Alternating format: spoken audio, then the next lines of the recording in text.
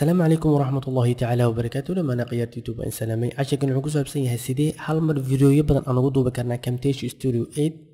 مركان كتوزو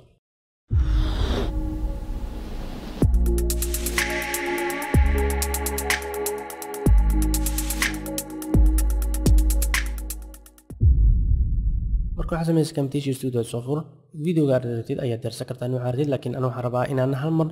video badan diyaariyo kadib tool ayaan tagayaa sharing kadibna batch production kadibna add file ayaan tagaa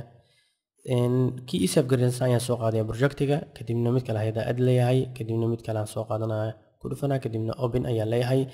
kadibna marka la add karaa inta aragtid 10 video 20 video oo ku diyaarsanay inaa hal mar render gareysid kadibna waxa sameynaysaa saddex mega diyaar ku yihiin nagasti ayaa dooranaysaa waqtiga ay ku fududeynaysaa inaa mar mid goon u fadhiisan lahayd kadibna size-kii aragtid ayaad ka bedeli kartaa laakiin size-kaas ayaa isaf gareysan HD oo wayda YouTube soo gaabiyay hadaa tagaas YouTube ayaa qaadan kartaa kadibna waxa leedahay nagasti ayaad ka dooranaysaa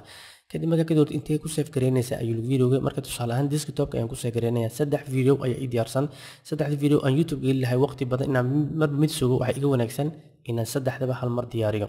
kadibna aan ka tago kadib markaan